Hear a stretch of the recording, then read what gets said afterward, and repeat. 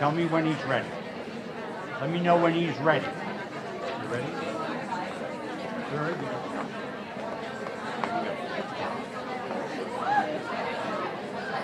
All right, we're starting.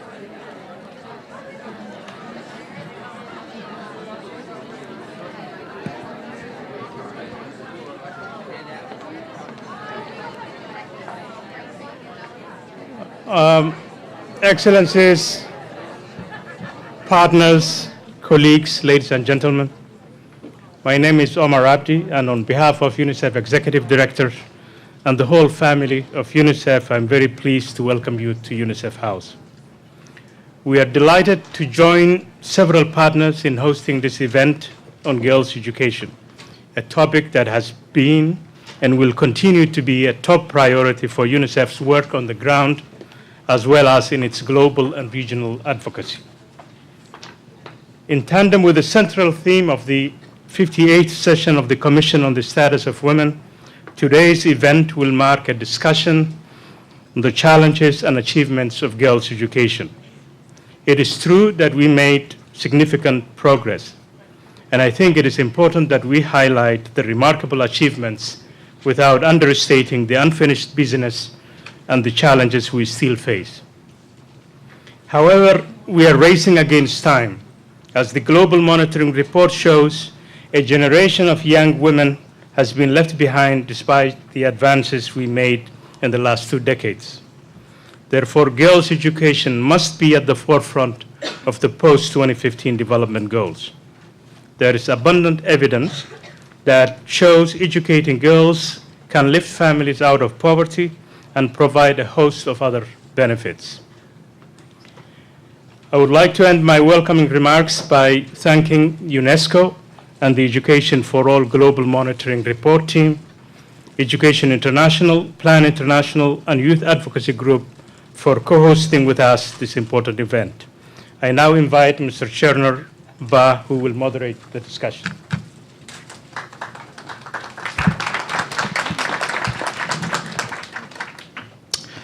Thank you very much. Good afternoon, ladies and gentlemen, excellencies, friends. My name is Cherner Ba, and I'm from Sierra Leone. In my job as youth engagement lead for A World at School and as chairperson of the Global Education First Initiative's Youth Advocacy Group, I have the privilege of oftentimes traveling and talking to a lot of young people around the world.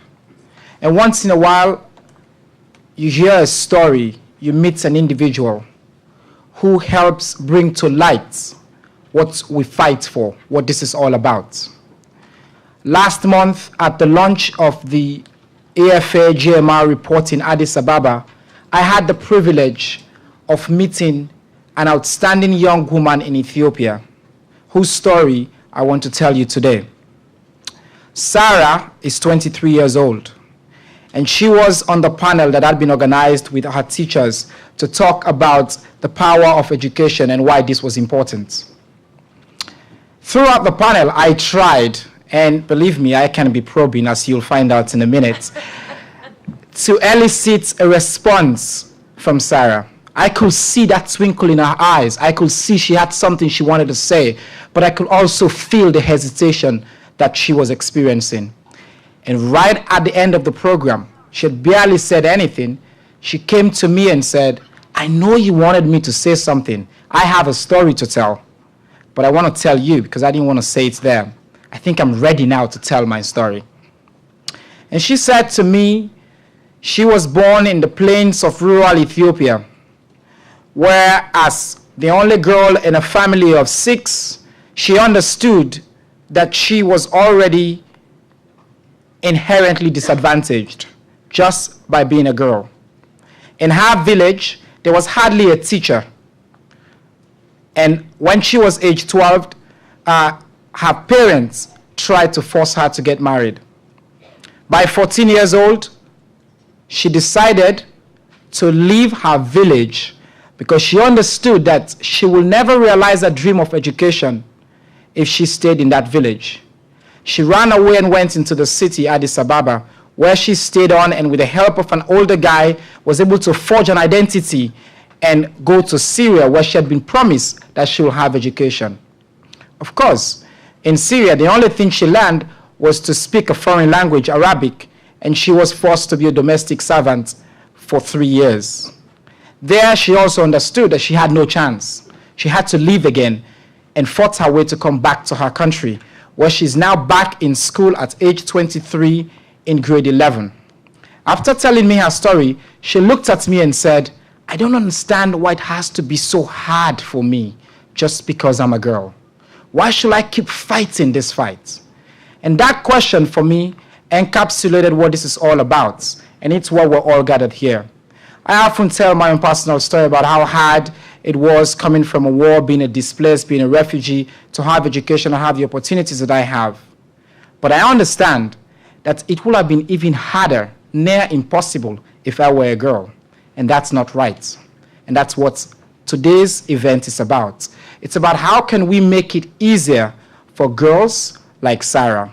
How can we, as the international community and as partners and as NGOs and teachers, do our parts in that relentless stride that girls like Sarah are fighting, because they understand that education is the key and it is what can change their lives' situation. Ladies and gentlemen, I'm delighted to welcome you to what I'm sure is going to be an exciting and enthralling day on the first day of the 58th session of the CSW here in New York. We have lined up for you a galaxy of very distinguished and exciting speakers who I'm sure are going to answer all of your questions that you have. And speaking about questions, I should say from the get-go, and I know that we have a number of you joining us via webcast, you can all be part of this conversation. We're only going to take questions via Twitter. You can tweet at us at UNGEI using the hashtags TeachLearn, hashtag is TeachLearn, or Invest in Girls. To help set up the picture before I invite our panelists to take the stage, I'm delighted to first welcome somebody who has been at the forefront of championing the EFA GMR report. She was a director for GMR until recently.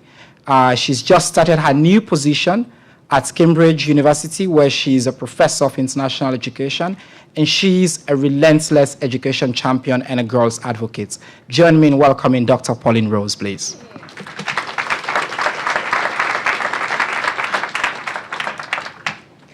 Distinguished guests and speakers and ladies and gentlemen, it's really a great honour to be here. I think this event has been a long time in the planning, not only over the past few months working together with UNGEI and Nora Files, but I would say over the past few years, because the Education for All Global Monitoring Report over the past few years has always had a strong relationship with UNGEI. But I think now we can see that this relationship has really come to fruition with this event, with standing room only. It's so exciting to see this and to see that everybody's so interested in not only the findings in the report, but also the discussions that are going to continue about how we need to make sure how to put girls' education at the heart of the post-2015 agenda.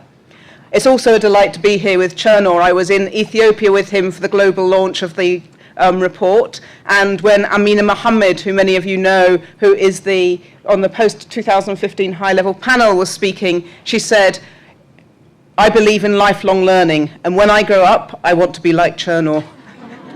And I think we're probably, by the end of this event, I think you're probably all going to agree with Amina. Now let me just see if I was following instructions right. Yep. So the gender summary of the Global Monitoring Report presents 5 key messages. First of all, something that I'm sure that everybody in this room agrees and believes in, that educating girls and women transforms their lives as well as that of their children. And we provide hard evidence to support this so that even those who aren't in this room and don't believe or also cannot be left in any doubt. Secondly, that unfortunately, despite this, there are still 31 million girls who are out of school, over half of whom have never even expected to go to school. of those who are never expected to go to school, these are the most marginalised girls, those living in remote rural areas of countries, those living in poverty, those with disabilities and so on. At current rates of progress, by 2015, many countries will still not have reached gender parity. There has been a lot of progress, and we should celebrate this progress, but we should also not deny there is still far more to be done. Not only is it a problem of access, but importantly, it's a problem of learning once children are in school. And the report shows that there's a global learning crisis with 250 million children who are not even learning the basics, and that this global learning crisis is again hitting the poorest rural girls the hardest. Finally, I think it's important not only to show what the problem is, but also to identify the solution. And one of the most important solutions are teachers. Teachers are at the heart of any education system. We need good quality teachers that can help solve the learning crisis, that policymakers need to support these teachers, and that these teachers need to be able to make sure that they are supporting the most disadvantaged, the poorest rural girls, the most. This means that we can't continue as business as usual in terms of how we're recruiting teachers, how we're training teachers, and how we're incentivising teachers. Just to give a quick snapshot on some of the areas in which we show in the report that education, girls' education in particular, transforms lives. The first is in relation to reducing maternal mortality. The report shows that if all girls had had primary education, there would be 70% fewer mothers who died in childbirth. That also, if all girls had at least secondary education, that we would be saving 3 million children's lives. And that by educating women to secondary level, we would also be saving many children from stunting. So if all girls had at least secondary education, we would be ensuring that 12.2 million children would be saved from stunting. And another area which is vital is not just in terms of the relationship between girls' education and that of their children, but also their own empowerment. That by empowering girls and women to make choices, to decide their own fate, this also makes a massive change to their own outcomes and decisions. So one area that we can vividly see this is in relation to child marriage. That if all girls and women had at least secondary education, there would be 64% fewer girls that were getting married before the age of 15. Now, the fact that this is still happening today is somewhat shocking, but the fact that we can also do something about it through giving girls a secondary education should both give us hope and a challenge to make sure we do something about it.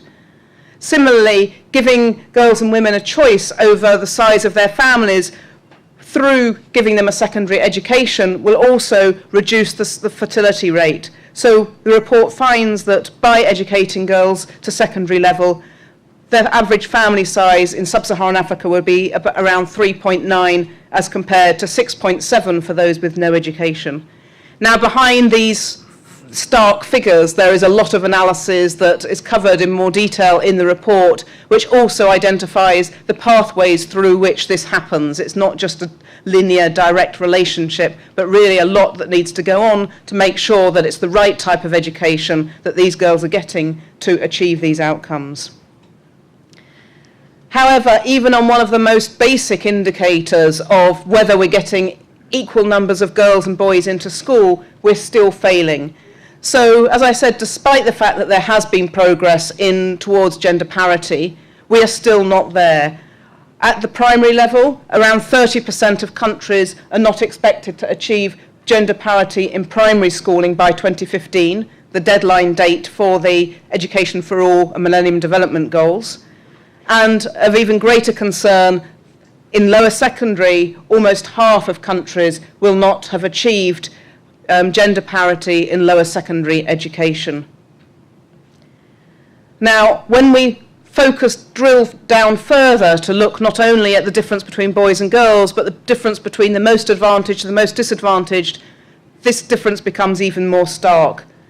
That we find that in low-income countries, on average, rich urban boys are already in school for around 9 years. This is the number of years that the next round of education goals is expected probably to have as one of the ambitions to achieve universal lower secondary, which is equivalent to around 9 years in school.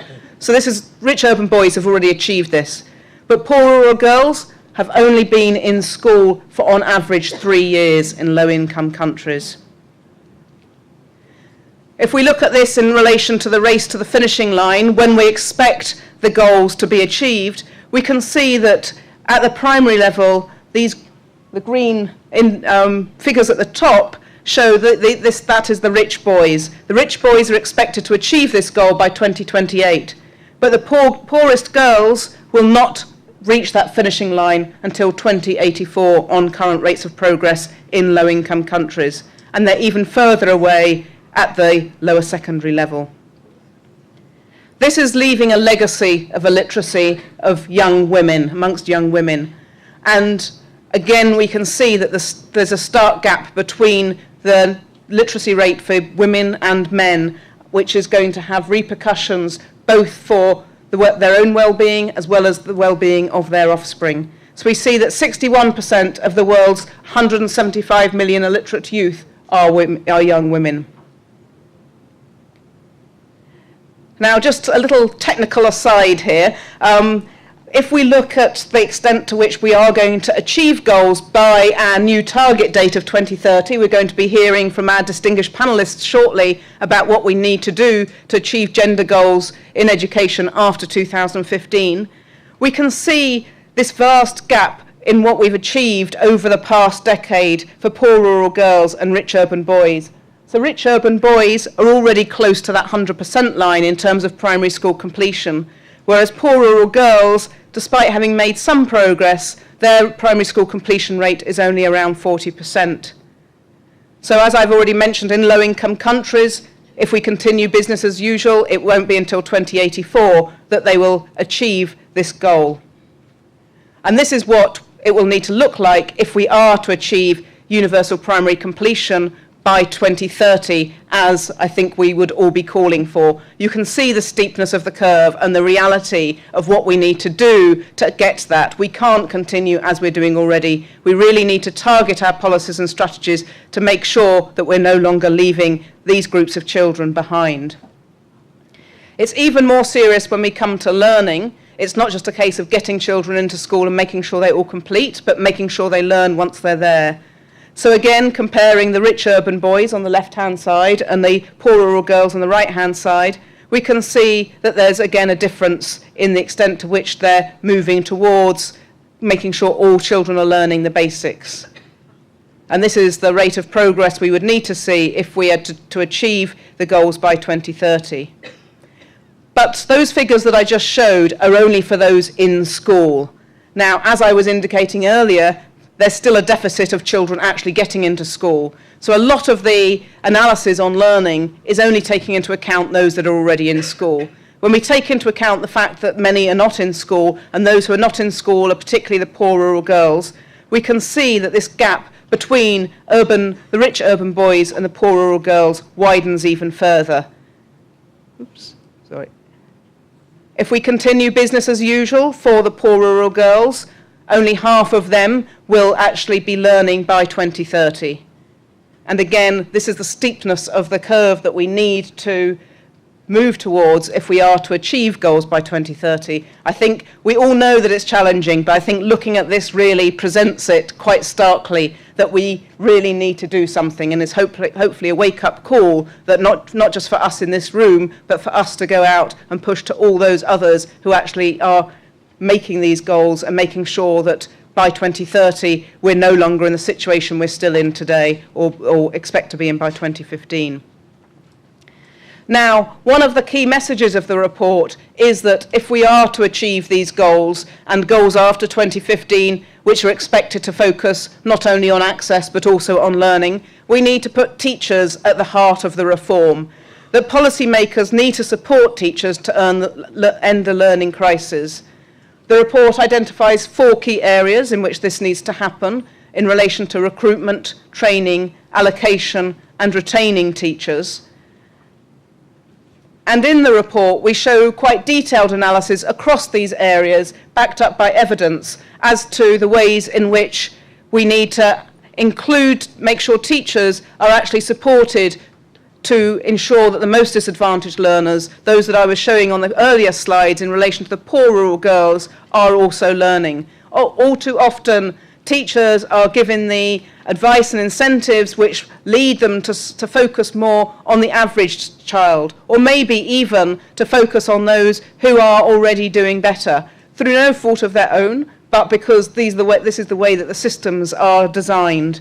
If we really want to change this, we need to make sure that the structures are there to ensure teachers and the best teachers are recruited in the first place, ensuring a balance of male and female teachers. Now, this balance varies across the world. In some systems, there's more male teachers than female teachers, and in others, it's the other way around. But the countries in which we see that there is the widest gap in terms of gender disparities in access to education are those where there are fewest female teachers. And we really need to make sure there are more female teachers to support girls in those environments. That it's not only enough to have enough female teachers. It's not just about the gender of the teacher, it's also about the gender sensitivity of the teacher having the tools and knowledge as to how to address girls and boys differently in the classroom to make sure they support all the learning needs of all the children. Now, all too often, training systems do not provide this type of support. There is a real urgent need to make sure that training systems do indeed include gender-sensitive training. Thirdly, that we need to make sure that there is an equal distribution of male and female teachers across countries, and also that the best teachers are incentivised to go to the most disadvantaged areas. Often the incentive systems are the other way round. It's often very difficult to expect female teachers to go to poor rural areas where there's no sanitation system, where there's no health system, where there's not safe housing. I don't think in any country we would sort of see that as acceptable. But this is really needed if we are to expect that female teachers are to go to these areas. And there are very practical solutions that governments can put in place and have been put in place in some countries to actually ensure this happens. Fourthly, in terms of retaining teachers, there are, again, in many systems, performance-related pay or career advancement processes which are in place to make sure that teachers are incentivised on various criteria. However, these criteria often are not there to make sure teachers are actually teaching those who are most disadvantaged because of their gender, because of their disability, because of their poverty, and so on. These incentive systems really need to change to make sure that these are the children that teachers are given the incentives to support in terms of their learning. Finally, and importantly, it's really important that governments support teachers, but that they don't also do this alone. They need to learn from teachers and the unions to actually form policies and strategies that are relevant to the classrooms. It's teachers who know what is happening at the chalk face, who know what needs to be done differently. One of the areas that we show in the report is around developing and designing inclusive curriculum, that teachers, again, can't do it on their own if there are gender stereotypes in textbooks, which still exist in many countries, unfortunately, despite the fact that there have been campaigns on this for many years. There are also the more hidden curriculum, areas of hidden curriculum that teachers need to work with governments to make sure that this is addressed. We also can't overlook the fact that in some contexts there are occasions in which teachers themselves are guilty of misconduct, and misconduct that is associated with gender-based violence. Now, again, there are some very good examples that we document in the report of teacher unions working with governments to come up with codes of conduct to make sure that this doesn't happen, and where it does happen, that perpetrators are held to account. And I think that this is another area where we can see it is possible to do things differently, and we need to make sure that there is this collaboration to ensure that by 2030, all children, regardless of their gender and their background, are not only in school, but also learning. Thank you.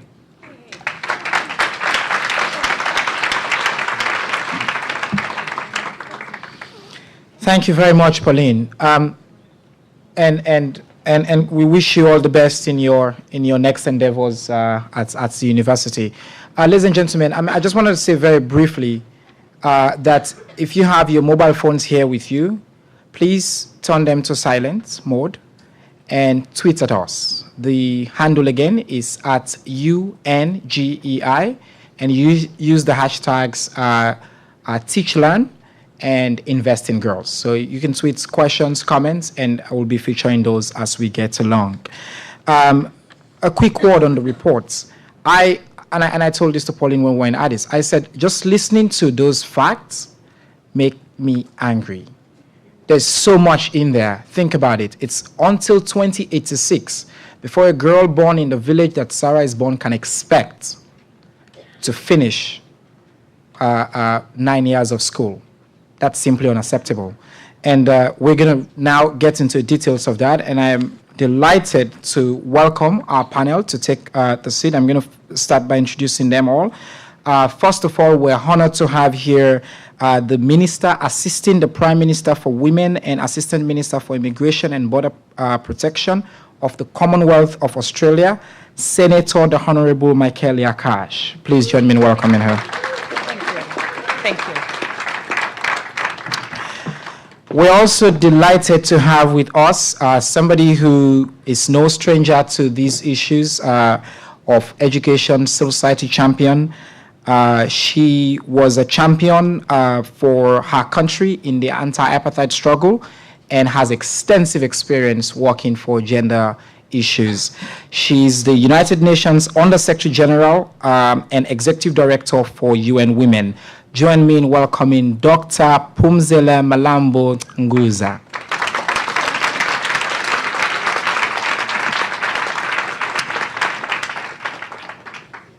I'm also delighted to welcome somebody who is no stranger to breaking glass ceilings herself as the first female Director General of UNESCO.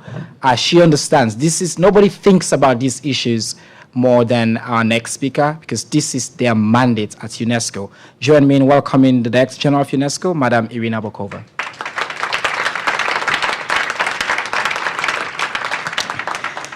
And representing the teachers here, we have with us the President of Education International, and she's also the Federal Secretary of the Australian Education Union. And she wanted me to say as well that she is herself a former secondary school teacher. Madam Susan Hopgood, please.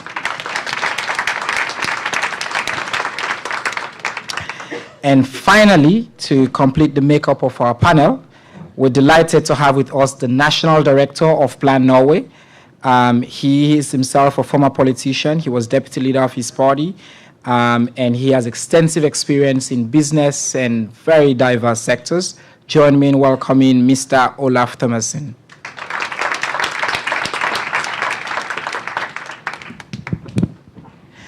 I'm going to take this microphone because I want us to have what I've already told the panelists here, a fireside chat. I want us to have a heart-to-heart conversation on some of the critical things that we've heard about from the reports. And the theme of our discussion is, of course, putting girls' education at the heart of the agenda. I'm going to start with you, Madam Phumzile. The first question for you is, help us. Why is girls' education, first of all, important to achieve gender equality? Why is girls' education important? Well, thank you for this opportunity. You should have a microphone. Sorry, yeah. Thank you for this opportunity to deal with a subject that is very close to my heart. I like to say to people that girls are actually of the center of the future we will have or not have. Because failure to invest qualitatively in girls, two things, education and reproductive rights and health, is what is going to determine whether we'll be able to achieve, for instance, the Sustainable Development Goals and everything that goes to it. Because if girls, indeed, just first let's start the numbers. It's a whole of humanity that the girls represent. Even if we were just to do right by girls and not forget everybody else, but just for a minute, it would drastically change the future of most countries. They are at an age group where they can actually learn and absorb and use knowledge. They will be in the childbearing age, which means that they will make the right decision for them and the next generation that will affect everybody, and therefore they will not reproduce the next generation of poor people. They will be able to have their rights and their lives, their rights respected and their lives much more meaningful as a result. And because women do all of the things that we all talk about that contribute positively to society, they will then do all of those things. And then we don't have to be budgeting as much as we do for health, for shelter, all of these things that are rescue. We will be able to prevent those things, and in the process we'll be giving girls and these human beings a quality of life to make their own decisions which are positive for all of us. So it's the investment that has got the best rate of return ever. Thank you very much. Madam Bokova, let me come to you. We've certainly come a long way in terms of progress for girls' education. But as we've heard from the reports, there's still a lot of challenges that remain. What, in your view, are some of the major and most pressing challenges that we continue to face?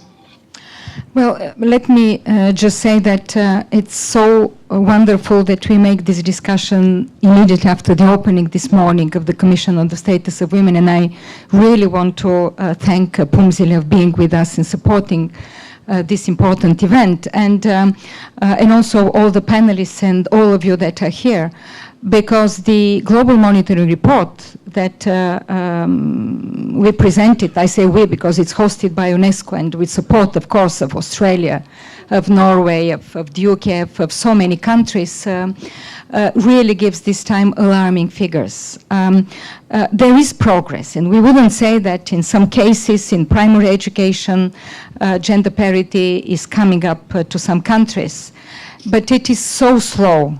And also there are setbacks, and we have to say that there are setbacks, the serious setbacks, which will affect all the sustainable efforts for development of the international community.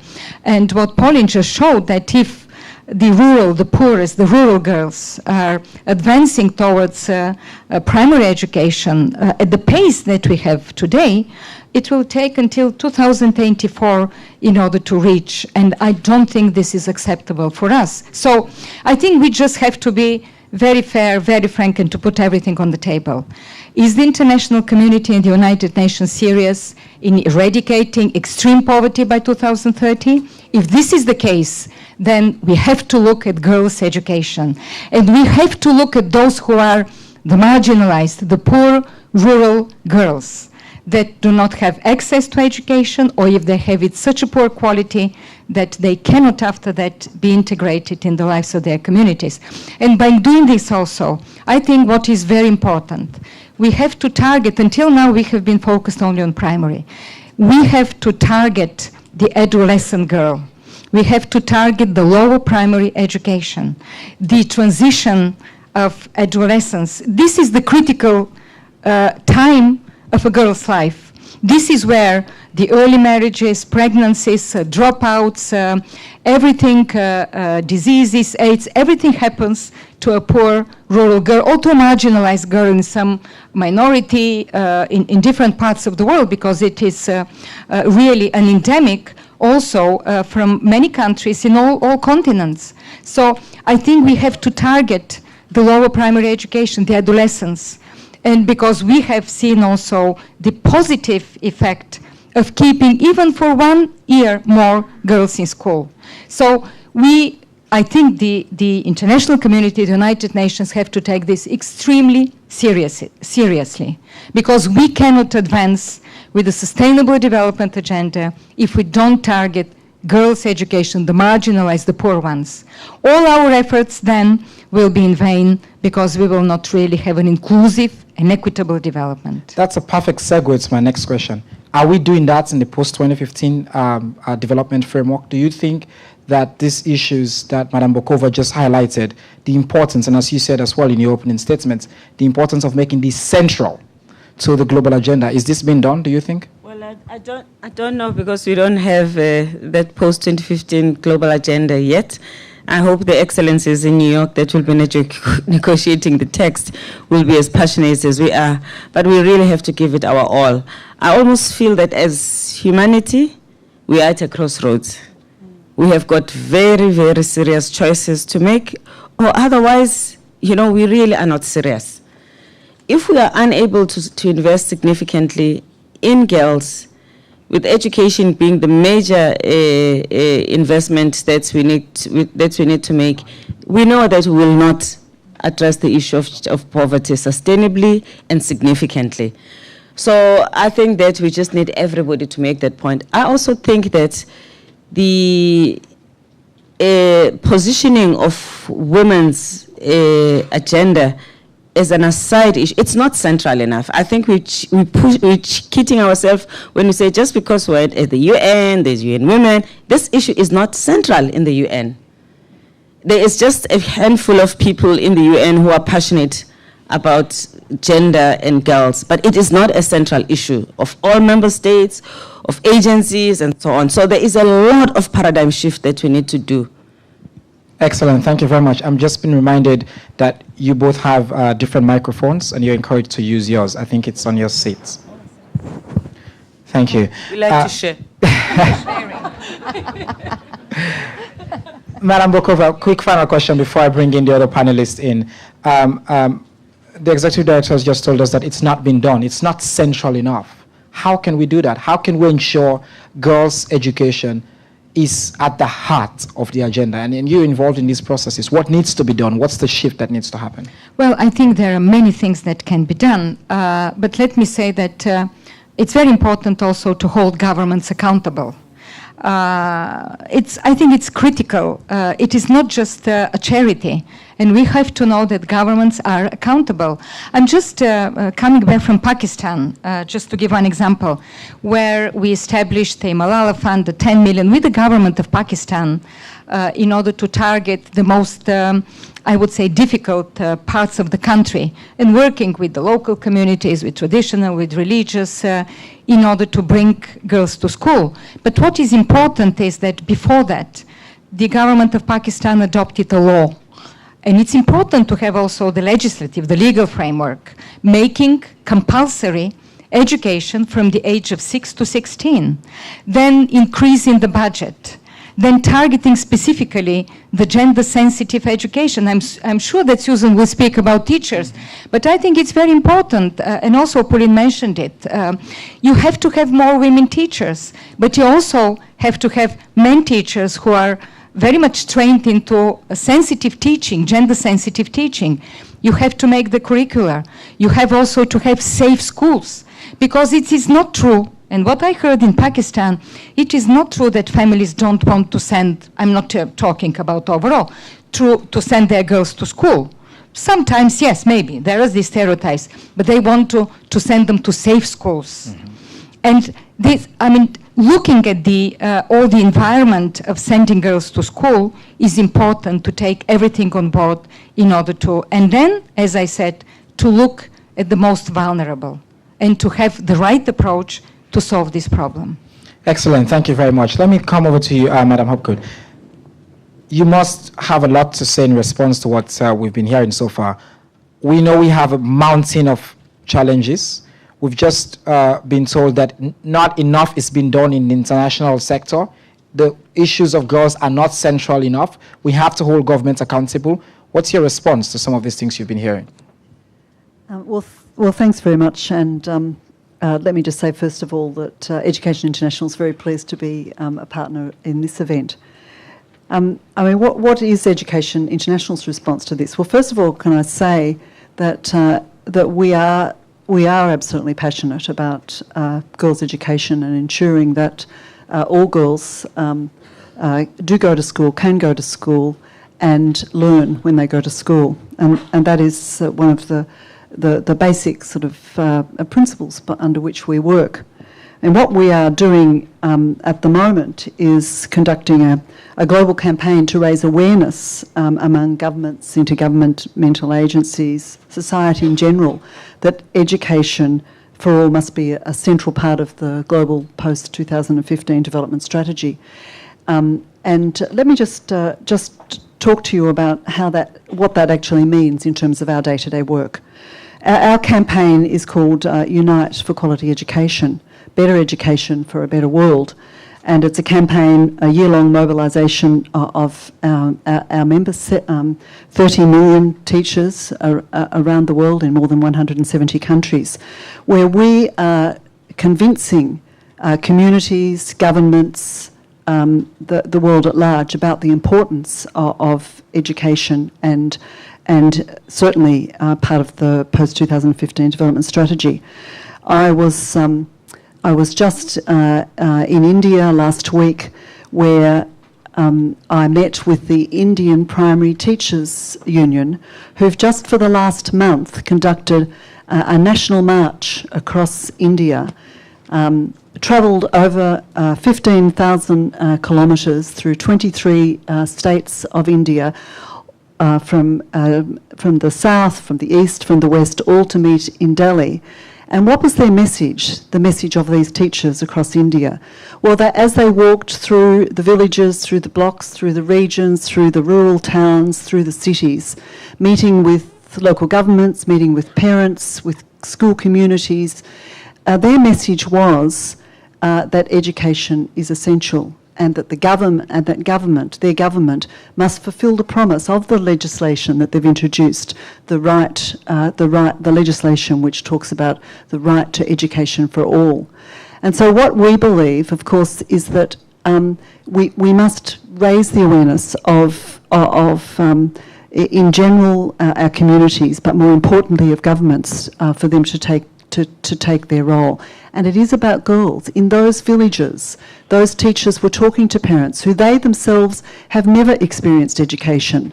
So they themselves don't necessarily see the benefits of education for their daughters. And so we need this sort of mobilisation, and we are part of it. Thank you.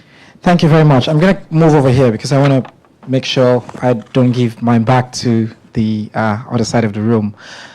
Minister Cash, I mean, you represent a government that's also a champion country for the Global Education First Initiative. So thank you, first of all, for that.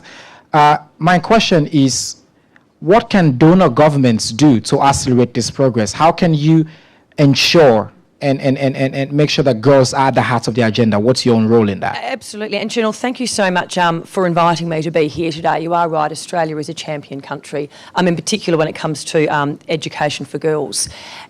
Can I just pick up on one or two of the comments very briefly that have been made? The first is, for those of you who managed to actually get to the opening address today by the Secretary-General, it was wonderful to hear him say, we have made some great progress in relation to girls' education, and in particular at the primary level. However, there is so much more to do. Then we come here this afternoon and we see the absolutely fantastic presentation that Dr. Rose has just given us. And given that we are at CSW, given that over the next week or so we have that opportunity to negotiate the post-2015 MDG agenda, I think the launch of this report today, quite frankly, could not be more timely.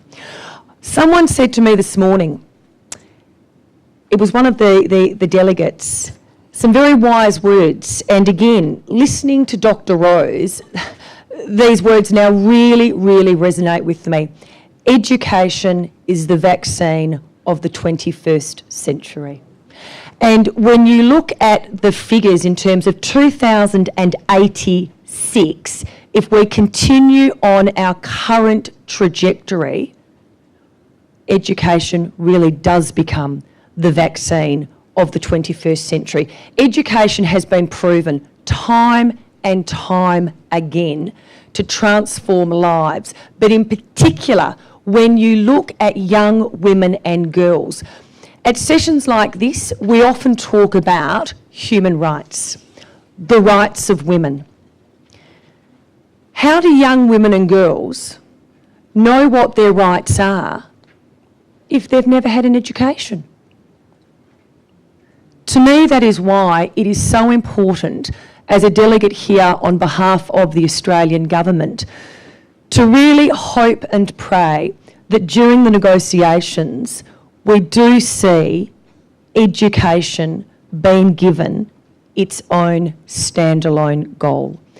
Because if education really does transform lives, if education really is going to be for us the vaccine of the 21st century, then from my personal perspective, I would love to see us move towards a standalone goal and then have some very, very strict targets, in particular in relation to those young girls who just can't get an education because of their circumstances, and what as a global community we can actually do for them.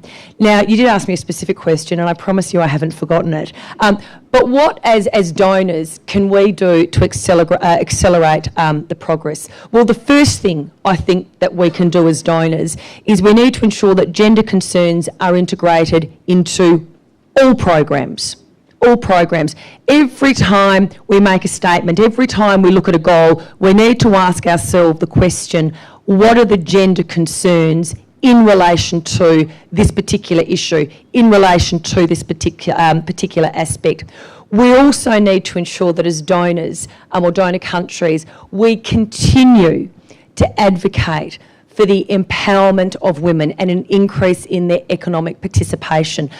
The job is not yet done. In fact, it is far from done. Some of us are lucky enough to come from countries where we fare slightly better or better than others. But we should never, ever forget that our message on the international stage has to be a consistent one and has to be a clear one.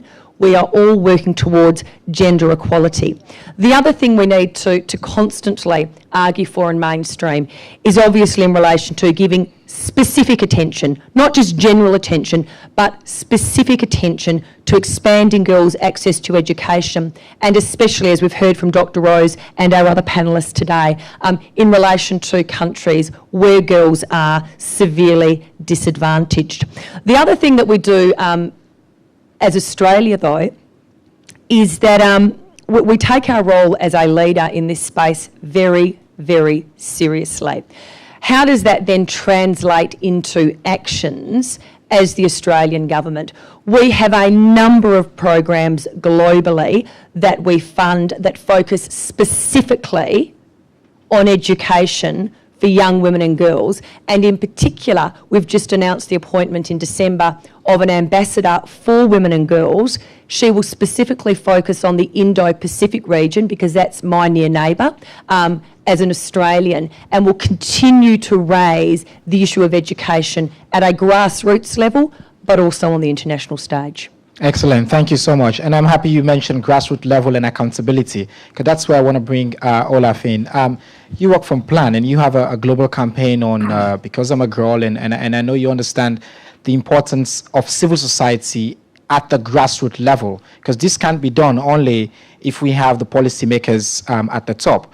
What's the role of civil society in putting girls at the heart of the agenda?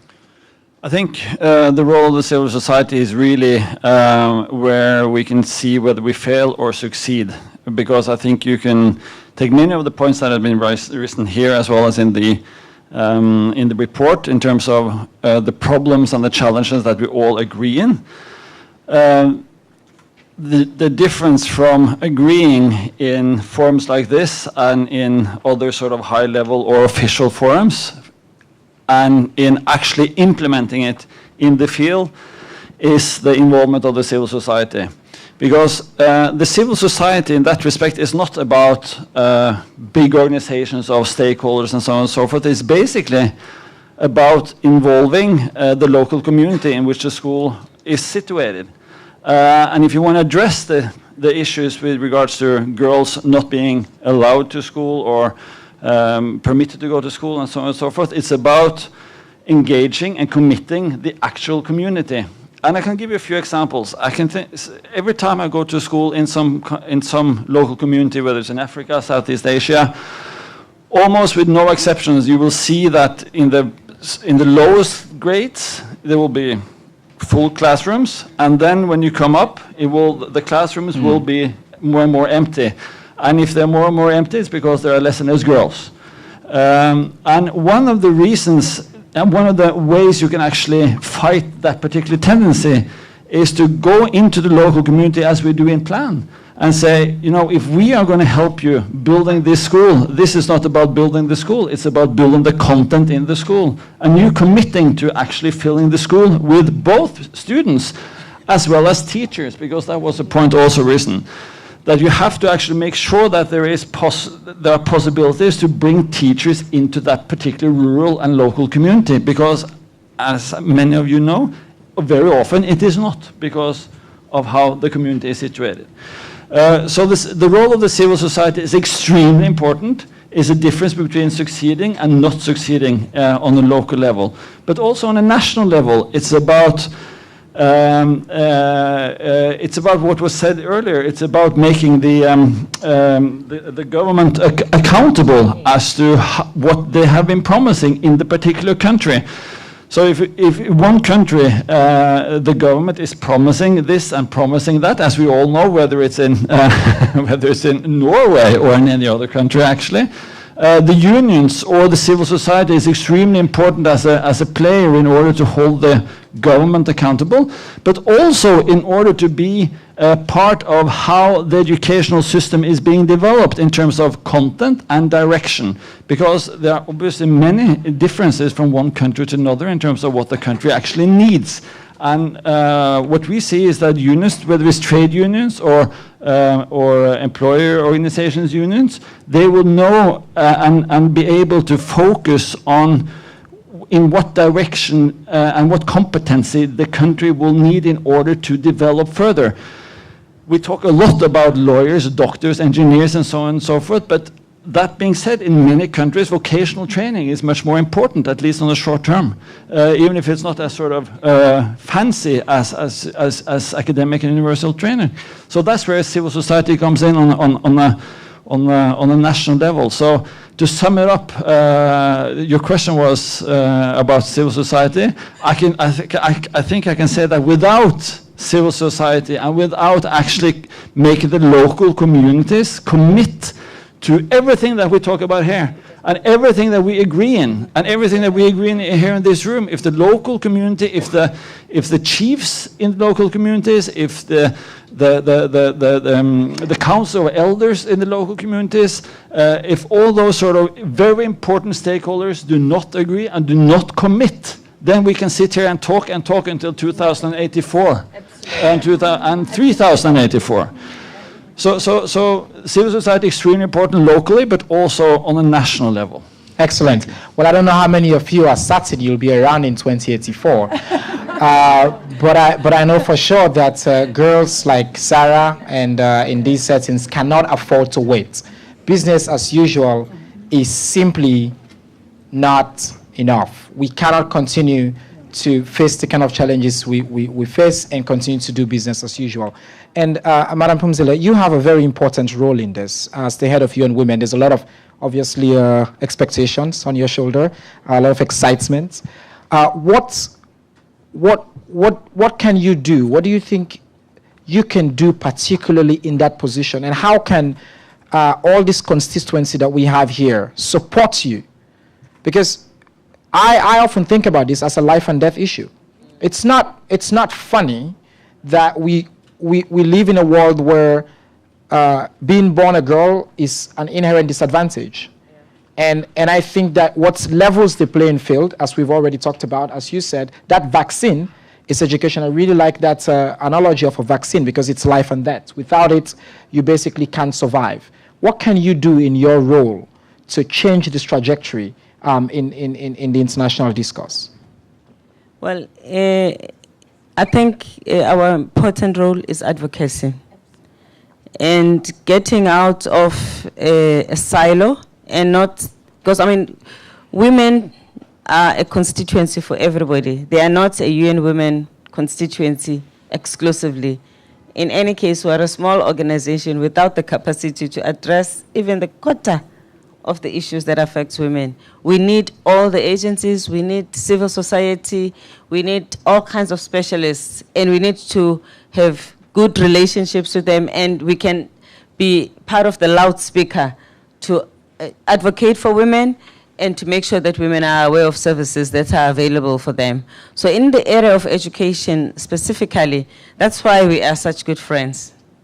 Because from where I sit, the success of UN Women will depend on how much we are able to collaborate in the area of education and make sure that we encourage, we mobilize women to take advantage of education, to embrace education, to address the issues that keep girls out of school. We are not curriculum specialists, we don't know about teachers, but we so want UNESCO to succeed and everybody else that works in education, UNICEF, so that they can make a difference. But we must bring the women. So advocacy really has to be our biggest thing. Excellent. And speaking of our partnership, Madam Bokova, we have a question here from Twitter, and somebody's asking, what role do you feel non-formal and informal education has in education in the post-2015 agenda? We've talked a lot about the gaps that we see, and some have suggested that non-formal and technical education might help to bridge that gap. What's your comment on that? Well, I think partnerships probably is critical, and with Phumzile, of course, we are sharing, I would say, the same passion, both for gender and for education. In this particular case, girls' education. But we should not miss also the, from the scope of what we are talking, the importance of non-formal education. And here where the question about second chance literacy, young women comes. We have been setting a vast range of community centers for literacy, for technical vocational training, adding also this component. We went last year with the Secretary General, Mr. Ban Ki-moon, to launch the Education First initiative in Timor-Leste. And we visited a community centers also which were combining literacy with technical vocational training. We have to give a second chance also to young women to drop out from formal education. It helps also bringing them back to the, I would say, to the forefront of education and of learning. But if you allow me, I think it's critical moment now when we are taking up the post-2015 agenda. And this is where all our partners with UNICEF, UNESCO and UNICEF, we have been leading the global consultations on education, and we hope that it will be a stand-alone, as the Minister Cash just said, a stand-alone goal, but it has to be put very much into, I would say, interaction also with gender. Because silos is not a good approach. And I deeply believe that education for girls and for women, this is probably the basic if we want to empower them. Because all the other efforts of economic empowerment, political involvement, of social, of creativity, of anything, without education doesn't have a lot of meaning. So what Phumzile just said, that this should be the century and this should be the beginning and the end of women's empowerment, it should start with education. I think we have a great consensus here. We have two very important leaders in this movement who agree and understand that not only girls' issues, but girls' education should be the heart of the agenda as we go forward. And all of us who are working in this sector and as advocates will take that message and move it on. But one of the critical things in the report, Susan, is about the importance of female teachers. And I think Dr. Rose said not only female teachers, but also teachers with gender-sensitive training. What role do you think that plays, and how can we encourage more female teachers in the most marginalized settings? Well, if you don't mind, I'll rephrase your question slightly, because I think the question is not what is the role of female teachers, but the question is what is the role of teachers. I mean, we believe that it's important for the teaching force, the teaching profession in every country, in every community, to represent the diverse nature of the society that they teach in. And therefore, they should be, if they're representative, not only of gender, of course, but ethnic diversity as well. And we think it's important that all teachers regardless of their gender or their ethnic diversity. All teachers have the tools and the environment and the training that is necessary for them to be able to do their jobs properly and fulfil the needs of all children. So teachers, yes, teachers do have a critical role, and we welcome the fact that the report recognises the important role that teachers must play. And as I say, we think that for them to be able to do that, it's important that we have, three pillars, if you like, for quality education: quality teaching, quality tools, and quality environments. And some of the things that we've already been talking about would actually come under those three pillars. Of course, what do we mean about quality teachers? Well, we mean teachers who are trained teachers, and teachers who receive ongoing professional development throughout their careers. Now, as it's been mentioned today already, it's important that teachers have the skills to be able to meet the needs of their of girls when they're teaching. It doesn't actually matter whether they're male or female. They must all have those skills and those tools available to them.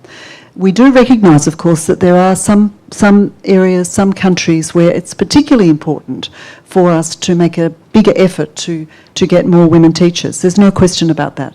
But the question about teachers and training is for all. And what do we mean about quality tools? Well, particularly, I think in relation to the question that we're talking about today, that means that to achieve gender equality, we must have the curriculum, textbooks and materials available to teachers to be able to teach, and including, of course, gender-sensitive curriculum and materials, as has been said. And what do we mean about quality environments, particularly in this discussion? Well, of course, we need schools that are safe not only for girls, but also for women teachers, so that, in fact, they can to go to their job. And we need environments, school environments that are girl-friendly.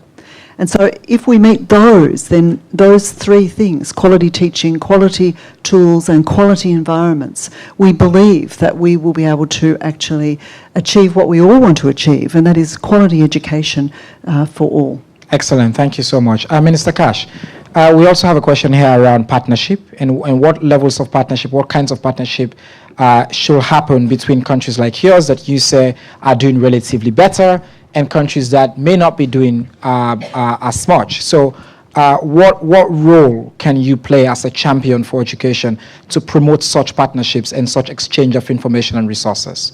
Thanks, General. It's always a great question when you have someone from government say, we're a champion for education, we're a champion for women's rights, etc.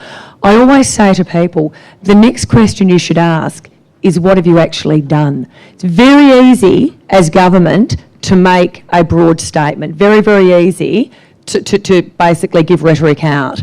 But it's when you look behind that statement, what do countries like Australia, who do have a very, very strong focus in our aid program in particular, do in relation to education? What I'd like to do very quickly is give you some real-life examples of what the Australian government does fund to show that we genuinely are committed to leadership in this area, and we are genuinely committed to empowering nations who are not as well off as us and don't have that level of education that we have in Australia. I said in my opening statement that we have recently appointed Natasha Stott-Despoja as our ambassador for women and girls, and one of her roles is to raise the issue of education among young girls and women in the Indo-Pacific region, because this government has taken a very, very deliberate decision to focus our aid on our region. We have committed over 10 years, $320 million to help improve the political, economic and social opportunities for Pacific women. We have also supported commitments made by the Pacific Island Leaders Forum in the 2012 Gender Equality Declaration, which lifts the status of women in the Pacific and empowers them to participate in particular in political life. I think that is very, very important for developing nations to have female leaders literally in the political process, because they have a very genuine understanding, not that men don't. We need male champions across the board, but the more females we can get into political roles, the more positive decisions that can actually be made, in particular in relation to issues that affect girls and women. In Uruzgan province, Australia has a very, very close association with Uruzgan province. We have a program to improve the education and health of 300,000 people in remote communities in Afghanistan, particularly amongst women and girls. We also, just in my home country of Australia, and I'm joined here today by Minister Bess Price, who is the Minister for Women in the Northern Territory, and Bess is here. Bess is an Indigenous woman herself who was born in Alice Springs. Bess has been a passionate advocate for improving the standards of education amongst young Indigenous girls her whole life. And Bess holds her own government to account in terms of ensuring that their rhetoric translates into programs on the ground for our Indigenous, not only young girls actually, but young boys as well. So what does Australia do? We well and truly do put our money where our mouth is, and we ensure that through our aid program, we specifically target countries with programs that help at a grassroots level to make a difference. Thank you so much. You mentioned engaging men and boys. We have a question on Twitter. I have to say, I always speak about girls' education. I consider myself a girl champion. And oftentimes, one of my first tests is that after speaking about girls' education, the first question people have to ask is, what about the boys? And I say, well, you know, here we go. I rest my case. But obviously, boys and men are important. How can we engage them? And how important are men and boys to put in girls' education in the agenda? What needs to be done to make sure that our audience doesn't even ask us those questions anymore? Yeah, well, I think there are many reasons for boys being important. First of all, education whatsoever is important, but also in terms of educating boys in terms of women's rights. So education as such is obviously important.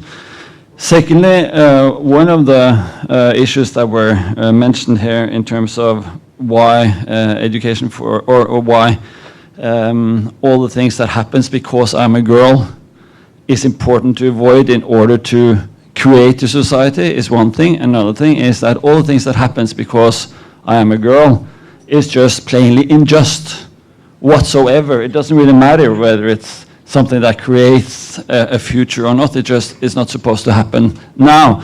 And in order, one of the tools that you could use in order for that not to happen right now is obviously to start making boys, if they are the ones violating girls' and women's rights, who they are, which they are in many ways, and start educating them in terms of this not being fair, this not being a good thing to do, even if it has been done for generations or decades and whatsoever.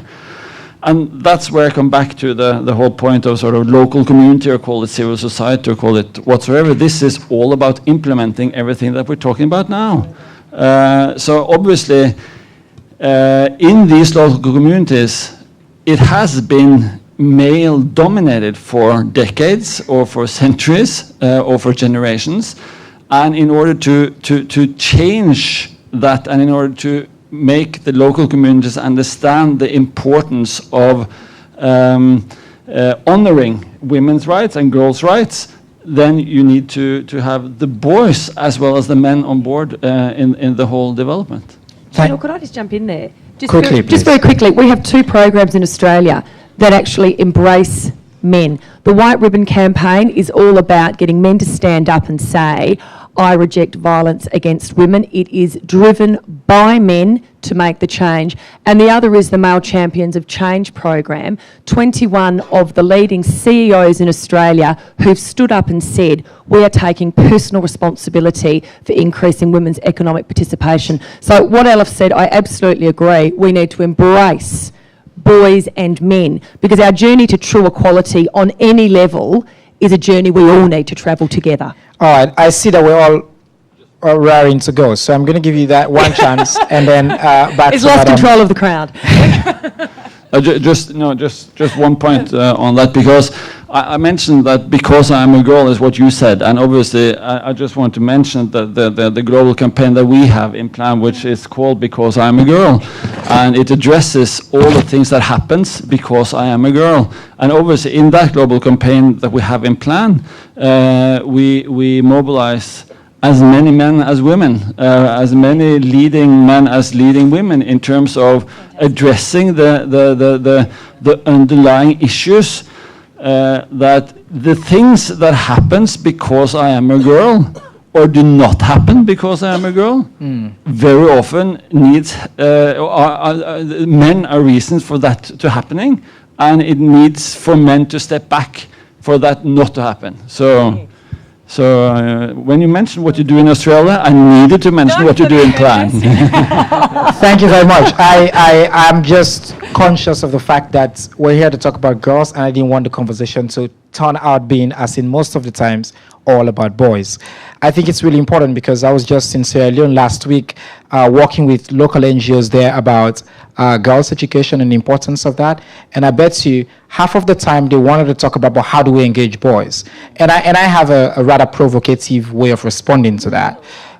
If I spend the time in a room talking about, and I'm going to use a rather inflammatory example here, talking about the rights of African Americans, black people like me. And I said, black people are behind, and it's going to take us 28-6 to equal. You really tell me that your interest is going to be, what about the white people? I just spend all this time talking to you about how do we get this set of people who are systematically excluded. And it's important, but I think it's important in terms of allocation of resources. It's important in terms of allocation of our time and our energy, that until we focus on girls, we're not going to be able to make it. And I think this is a good point. Madam Bokova. If you allow me to, probably at a slightly different dimension, but extremely important. Talking about partnerships, we need everybody on board, government, civil society, and the private sector. Private sector brings innovation. There is a vast opportunities of using ICTs, new technologies, into literacy, into reaching out the marginalized, into girls. I just see a good friend of mine in front of me, Joanna Rubinstein, who is working into a wonderful initiative with Ericsson Connect to Learn, targeting girls education. We have been starting a long time ago in Pakistan, the first ever, I would say, in the UN system with Mobilink, a local mobile company, once again a literacy program, which now we want to move also into some other countries. There are vast opportunities. We have discussed that with Pomzile recently, that we have to leverage these opportunities into ICTs, into new technologies, for training of teachers, for girls' education, for reaching the marginalized. I just mentioned this, that there are opportunities. Of course, the challenges are huge, but we have to mobilize all the members, I would say, of our societies, including the private sector, because innovation comes from them. They're increasingly interested in investment. We are making just end of next week, a big conference in Dubai on skills and learning, with the participation of a big number of private companies. And we have started already with the International Telecommunication Union and some of the other UN partners, the Broadband Commission, where we bring education and gender, and to see how we leverage everything that exists nowadays into girls' education. Excellent. Thank you very much. I'm sorry, I'm just going to bring Dr. Pomzile quickly into the conversation, because I think it's important that you talk about partnership and bringing in a diverse set of partners. One of the questions we have from our audience on Twitter is what can private citizens do? How can private citizens get involved in an actionable way to impact this agenda and to contribute to supporting the work that you do? Microphone, please. We exist in countries, so it's just where most of the citizens are. And at least when people are active in a country, in a community, it's a bite size to chew. It's not too difficult to do. So in the area of education, just making the school work. if in every community in developing countries, all of the schools that we have were to work optimally, and parents held the teachers, the principals accountable, that would go a long way towards improving the quality of our education. I mean, I just want to take up on the issue of teachers, because I also feel very strongly, because our education system are a reflection of the quality of our teachers. Education systems do not outperform their teachers. They reflect the underlying capabilities of the teachers. So we need to go upstream when we think about our investment. The teacher training colleges, because I think we lose the battle there, that we produce teachers that are not ready for the world that we're talking about, where we have to address issues of gender. I almost feel like gender studies or whichever way has to be one thing that is compulsory for every teacher before they, that and technology, before they come out of college, so that they represent these things that we're talking about before they even stand in front of the unsuspecting little ones. Fantastic. Well, we're coming to the close of our session, but what I want to do is, while I give you each a chance, and if you could be kind enough to be brief, I just want to read through some of the questions, so in your closing statements you can respond to them as well. One of the questions we just had is around, for countries in conflict and post-emergent societies, they experience the worst form of access to education. I understand this, and we know that about half of kids who are out of school is because of conflict-related reasons. What can be done, and how can that become a feature of the agenda? And then somebody else is asking about whether proposed goals adequately represent or address some of the concerns that have been raised here today. And then I think you've also mentioned the important role of teachers, so that also keeps coming up. So we're going to go round in a lightning round of 1 minute each for you to respond to this as you see fit and give us your closing speech. Thank you. Well, I rose my hand just because I want to comment on what you said about the private sector, because that is actually one thing that actually merits more time. One of the reasons that I think private sector of the three, civil society, governments and private sector, and one of the reasons that I have high hopes for private sector is that I think they will actually be wanting and willing and interested in picking all the things that we're discussing here up, just because it's going to be profitable. It's going to be very important for private sector in any country to be able to attract and retain the best talent they have, regardless of gender.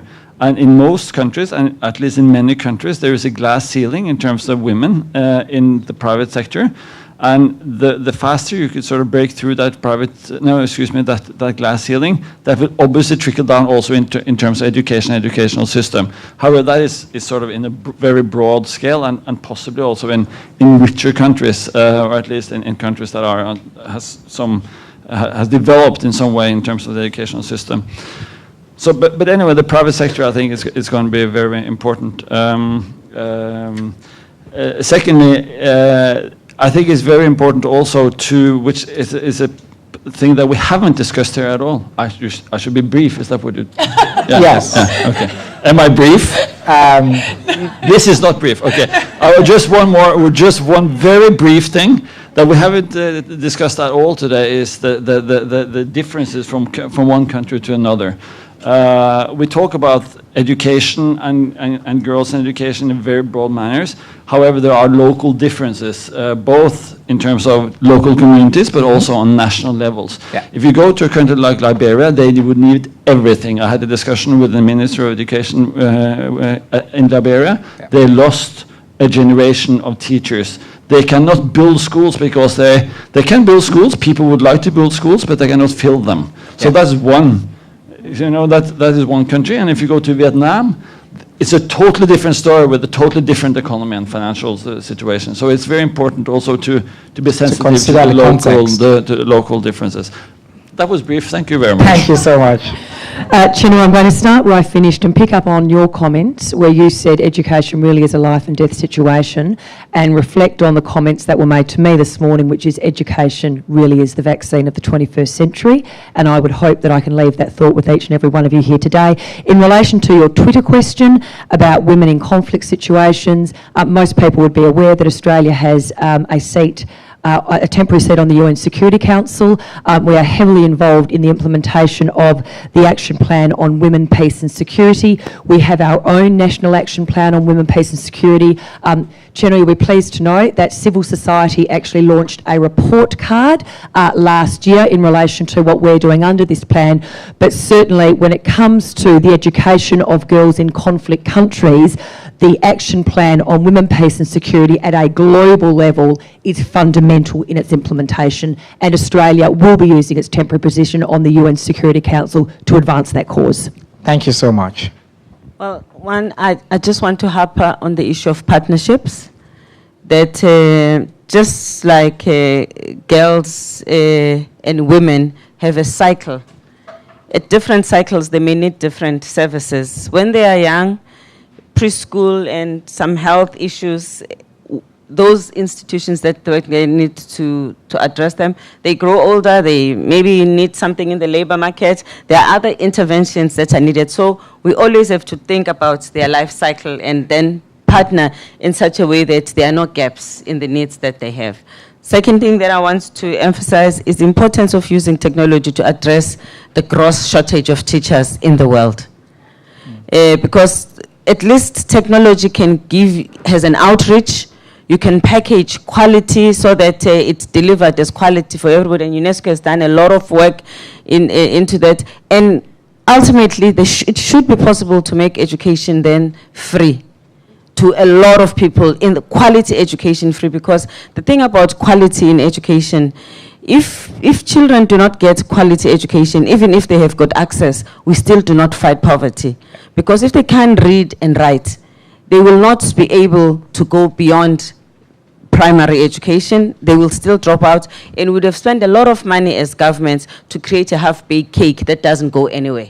So Absolutely. I can never emphasize enough the issue of quality, which depends on what we do with teachers. So we need to really, put our ducks in a row and cover all the gaps. We need to put our ducks in the row, cover all the gaps. Very important point. Thank you so much, Madam Bokova. The issue of education in conflict is extremely important. Let me just say that in our 2011 Global Monitoring Report, I think, Pauline, it was 2011, 2 reports before this one was dedicated to education in conflict, the hidden crisis. This was the title of the report. And I did remember that even some members of the Security Council were paying notice this report, and I think at that time, at 1 month, Germany was chairing a working group on children in conflict, the humanitarian, and they included for the first time also education among those important areas of attention. For the Security Council, but let me say that only 2% of humanitarian aid goes to education. Maybe now it's slightly increased because of Syria, only 2%. And we have advocating for a long time that in conflict, it's education that also has to be taken on board if we want to have a normalcy and a long-term, mitigating the long-term, I would say, consequences of the conflict. And now I think with, unfortunately, this tragic humanitarian situation around Syria, many already countries, the international community comes on board and try to look at education also as a kind of a response to the humanitarian issue. And the initiative of UNICEF, of the High Commissioner for Refugees, the European Commission, supported by us, I would like really to commend this initiative of No Lost Generation. This is where really we have to target the future of, I would say, solving also this conflict apart from all the political considerations. And I think we have also to work in all the variety of aspects of this. We work for teachers in one of the biggest refugee camps of Jordan. I will visit next week. I'm going to Zarati camp to see how our project on teachers that we're working, and it is a big issue. It is a big issue. Absolutely. Education in conflict and post-conflict, of course. Absolutely. I mean, I come from Sierra Leone, former refugee myself, so I understand deeply. And I've worked in this sector. And everywhere you go, in the midst of conflict and emergency, and ask people, what do you want the most? Yeah. They don't say food, water. They know that's important. But they understand deeply education is the vaccine. It's that vital thing that they need. Susan, very briefly. Okay, I'll try very quick. I'll follow the footsteps of my fellow colleagues here. 3 points, really. The first one, well, what do we really need to do, just to sum up, in our view? First of all, we must have the financing. Governments from around the world must be prepared to put the finances forward that are necessary to achieve the goals we've been talking about. And a question we might ask our governments, all of our governments, which of them are prepared to tell that young girl in a rural community somewhere now that not only will she not have access to school, but nor will her daughter, and highly unlikely will her granddaughter, and maybe, if they are very lucky, her great-granddaughter might be the first in the family to achieve secondary education. That's the question we must constantly ask. Secondly, the financing has to be targeted. It must be targeted, obviously, to those who are missing out, to girls, to marginalised children. It must be focused in the way to support the teaching profession that I've mentioned before. It must be focused to ensure that we can provide free public education to every child. That is the answer, and that is the only answer. And finally, we must help governments develop education plans. And the education plans must be developed with the teacher's voice, with the teaching profession, with the teachers' unions at the country level. Because we, after all, are those who are with the children in the classroom every day, and we can provide a very important input into those education plans, which of course must, once again, target those who are missing out. Thank you. Thank you so much. And on that note, I want to ask you all to join me in particularly thanking our very distinguished panel here for what has been a really good conversation. Olaf of Plan, Minister Cash, Madam Pumzele, Irina, and Susan. Thank you so much. And thanks to all of you for being such a great audience. For those of you who have been tweeting at us, thank you so much. Before we go, please bear with us 1 more minute. I'm going to invite Madam Nora Faust, who is the head of the UNGEI Secretariat here at UNICEF, to give us very brief closing remarks. Thanks very much. All I want to do is thank you for joining. I'd like to thank you on behalf of all of the collaborating partners, the organizing partners. It was a delight to hear you speak about partnership over and again. The UN Girls Education Initiative is a global partnership, and our motto is collaboration, and delighted to have that raised as an important way of doing business. The organizing partners are Education International, the GEFI, the Education First Initiative, UNICEF is a host, and we thank you, UNICEF, Plan International, and I'm forgetting one. How could I? The EFA GMR team. Of course, Pauline, thank you very much for coming back from your new life to join us again in the education community here. So thank you for joining us and being such great partners and collaborators to this afternoon. And I hope you all the best for the rest of your time here in New York.